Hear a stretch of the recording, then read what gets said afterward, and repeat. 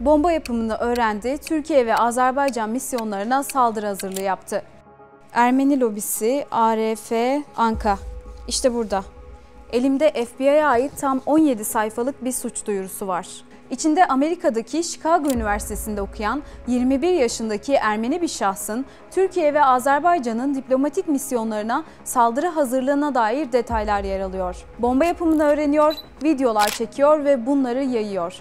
Amacı daha büyük bir terörist ağa ilham vermek. FBI'yi devreye sokansa odasındaki patlama ve sonrasında çıkan yangın oldu. Telefonu ve bilgisayarı arandı, bazı hedefler üzerinde özellikle çalıştığı diplomatik misyonları incelediği ortaya çıktı. Patlamaya neden olansa bomba yapımında kullandığı malzemelerdi. Fedai isimli Ermeni terör çetelerinden ilham alıyor.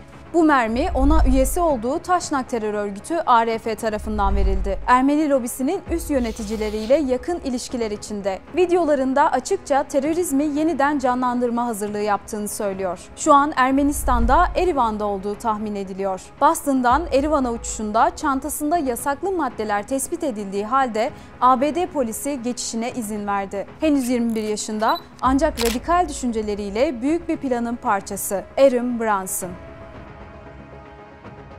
Ben Hamide Coşkun, GZT Dış Haberler Editörü. Bu serinin gelecek bölümlerinde de sizi yeni isimlerle tanıştırmaya devam edeceğiz. Siz de kanalımıza abone olup katılarak bize destek olabilirsiniz. Profilin yeni bölümlerinde anlatmamızı istediğiniz isimleri de yorumlarda belirtebilirsiniz. Birazdan anlatacaklarım bana 1970'ler ve sonrasında diplomatlarımıza düzenlenen kanlı terör saldırılarını hatırlattı. Biliyorsunuz o yıllarda Asala başta olmak üzere Ermeni terör örgütleri 31 Türk diplomatı ve 58 yakını da dahil toplam 77 Türk vatandaşını şehit etmişti. Türk ve Azerbaycanlı diplomatlara yönelik Brunson'ın planları da tüm bu saldırı planları Ermeni aşırı milliyetçi terörizmi yeniden canlandırılmak mı isteniyor sorusunu beraberinde getirdi. Maalesef bu bir sır değil ve ARF'nin hatta AYF'nin Türkiye, Türkler, Müslümanlar, Atatürk düşmanlığı olduğu çok iyi bir şekilde biliniyor. Hatta 2021 yılında hiçbir pişmanlık belirtisi göstermeyen, yine olsa yine yaparım diyen ARF'li, 28 Ocak 1982 tarihinde Los Angeles Başkonsolosumuz Kemal Arıkan'ı gözünü kırpmadan katleden terörist Hampik Sasunya'nın elini kolunu sallayarak Erivan'a gitmesi bunun en yakın örneklerinden biri.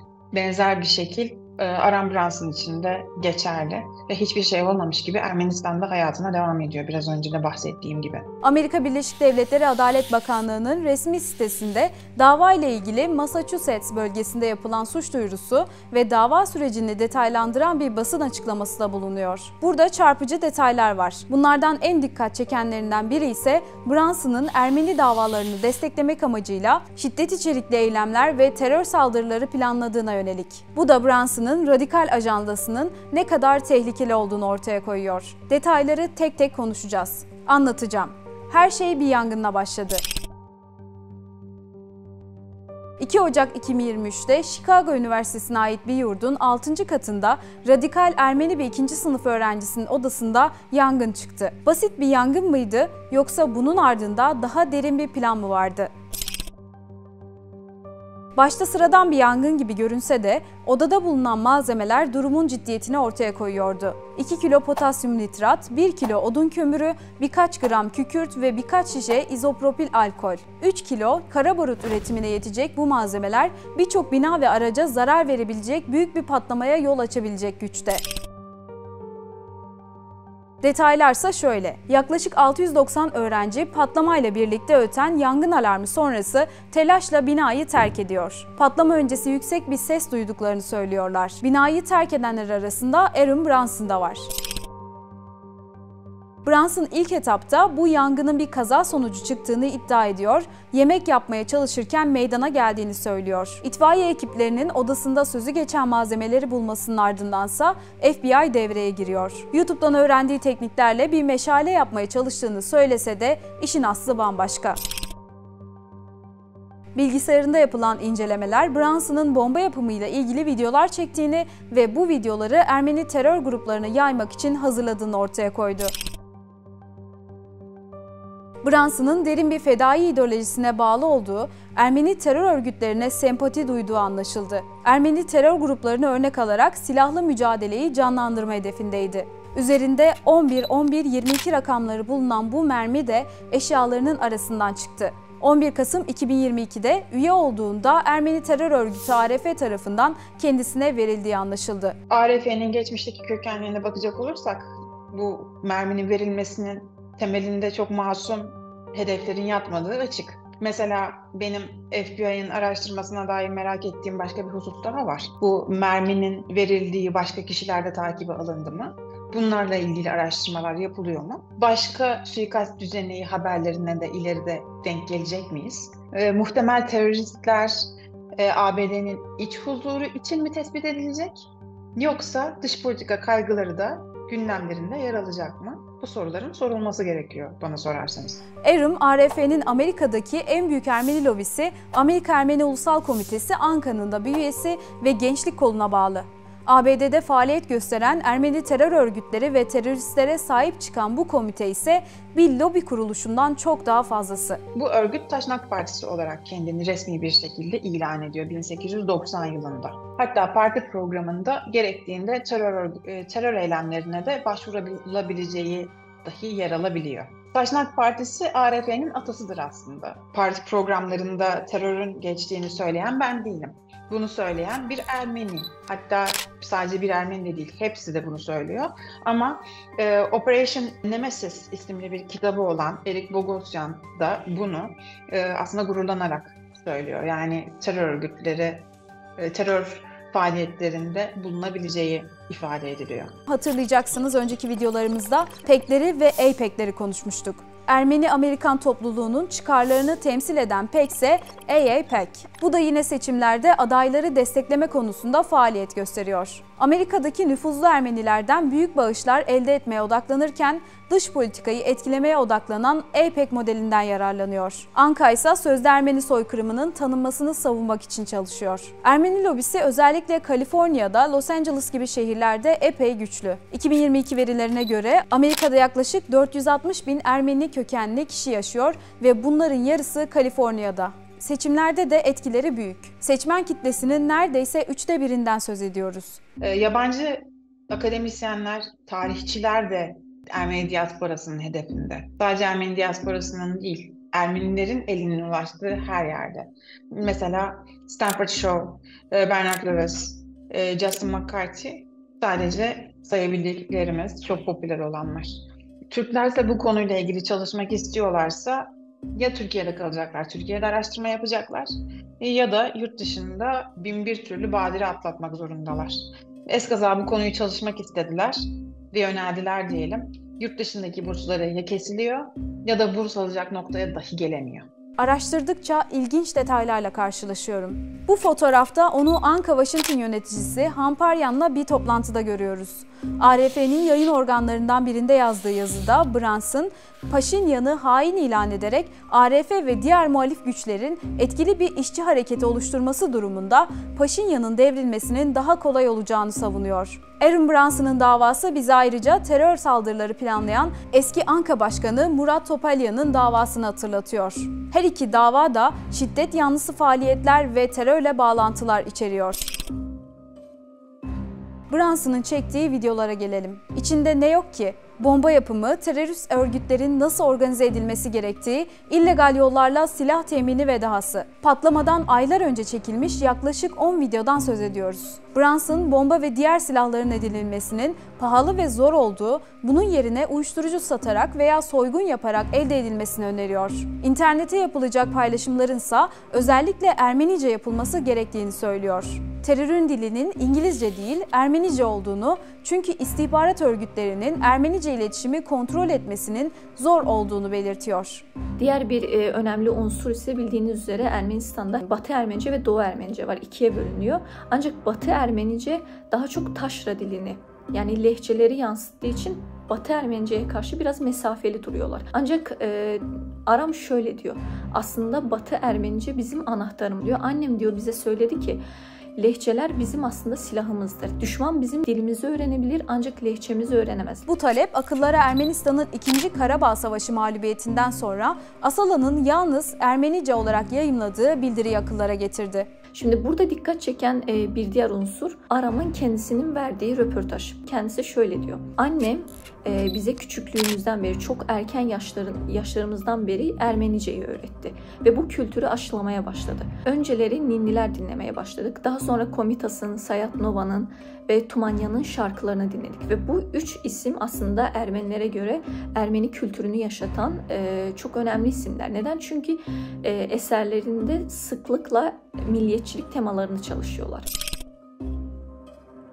Brunson'ın Türkiye ve Azerbaycan'ın ABD ve dışındaki diplomatik misyonlarının konumlarını araştırdığı ve bu binalara saldırı düzenlemeyi planladığı ortaya çıktı. Ayrıca başkent Washington'daki Türkiye ve Azerbaycan Büyükelçilik konutlarını da araştırdı. Hatta elçiliklerden birini vurma senaryosuna dair internette arama yaptı. Tırmanma kancaları, silah aramaları ve elçiliklere erişim yolları. Her şeyi ince detaylarıyla araştırıp planlamıştı.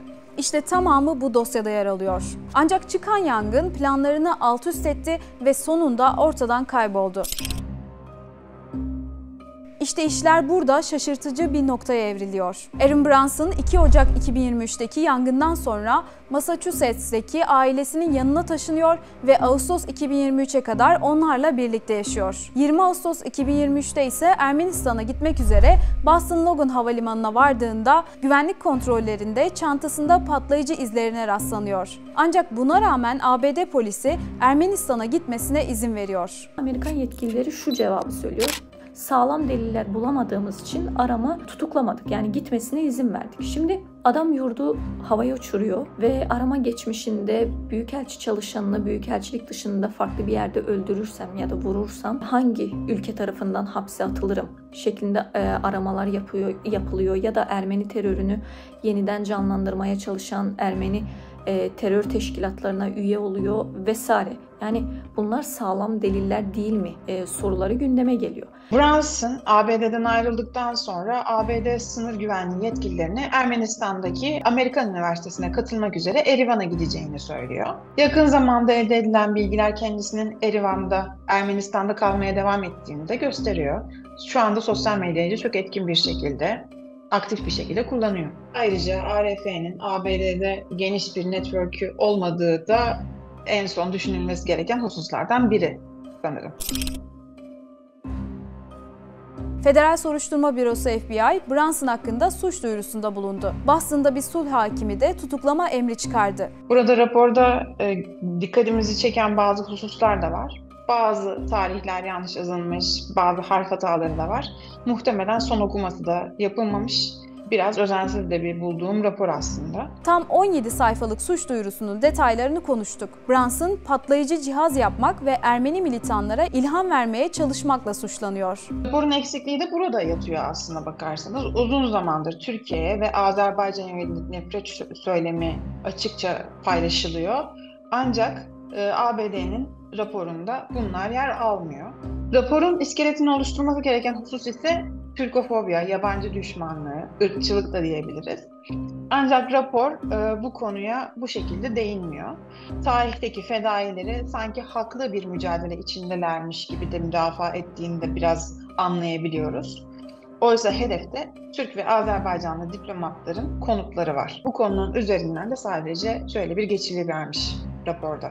Yani en hafif tabiriyle bu şekilde söyleyebiliriz Ajan Dalton'ın durumunu. Ermenilerin Osmanlı Devleti'nden korunması gereken aciz, muhtaç bir halk gibi gösteriyor. Bunlar tabii ki doğru değil ama raporun ne kadar yanlı olduğunu ve ne kadar aslında ABD'nin iç huzurunu korumaya yönelik olduğunu anlayabileceğimiz örneklerden sadece biri. Türk yetkili makamları da incelemelerini sürdürüyor. Erivan'a gidişine izin verdikten sonra Washington'ın onu geri dönmeye ikna etmeye çalışması da ilginç bir detay. Tabii Brunson dönmeyi reddediyor çünkü dönerse tutuklanacak. ABD'nin açık bir şekilde destek verdiğini söyleyemesek bile terör örgütlerinin ele geçirilmesinde, faaliyetlerinin minimal hale getirilmesinde son derece az çabayla hareket ettiklerini söyleyebiliriz. Ve hiçbir çaba harcamamak da aslında destek vermek anlamına gelebilir.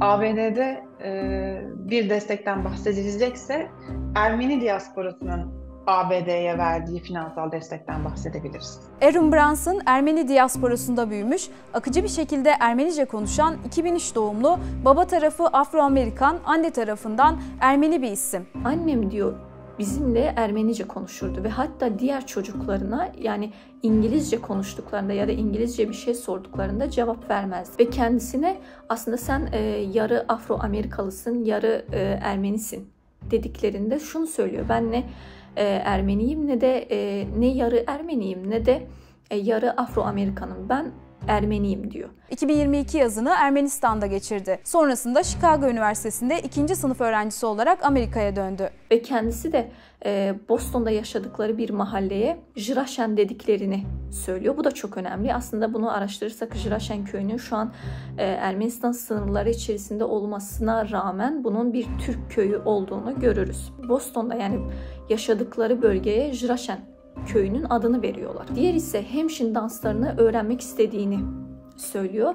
Ve bu da bildiğiniz gibi yine Türklere ait bir dans. Bir yazısında Karabağ meselesine yeterli medya ilgisinin gösterilmediğini düşündüğü için daha agresif protestolar yapılması gerektiğini savundu. Ancak bir Azerbaycanlı veya Türk büyükelçisine kan renginde boya atmanın manşetlere çıkabileceğini söylüyor. Burada 2015'te bir Ermeni şahsın Fransa'da Türkiye'nin Paris büyükelçisi Hakkı Akil'e kan renginde nar suyu fırlattığı olayı kastediyor. Akıllardaki asıl soruysa şu: geçmişte yaşanan terör saldırıları yeniden mi planlanıyor? Bildiğiniz üzere 2023 tarihinde 19-20 Eylül tarihlerinde Azerbaycan Cumhurbaşkanı İlham Aliyev'in liderliğinde Karabağ'daki Ermeni silahlı kuvvetlerine karşı bir anti-terör operasyonu, terörle mücadele operasyonu başlatıldı. 2023'ün Ağustos ayında, yani bu terör mücadelesinden bir ay önce kendisi Karabağ'a bir sefer gerçekleştiriyor.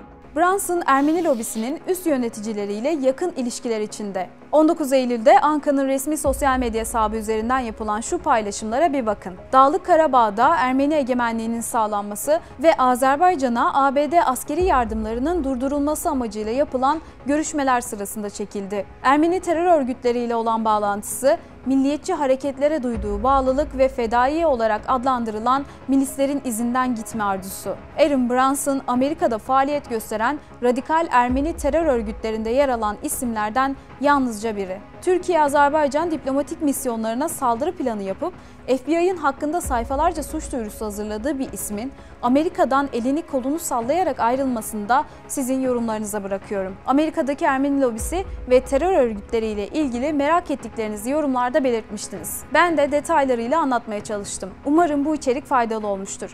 Beğenip abone olursanız profilde çok daha farklı başlıklarla yeni dosyaları birlikte incelemeye devam edeceğiz. Merak ettiğiniz tüm detayları yorumlarda belirtebilirsiniz. İçeriğin editörü olarak yorumların tamamını okuyup cevap vermeye çalışacağım. Düşüncelerinizi merakla bekliyorum. İzlediğiniz için teşekkür ederim.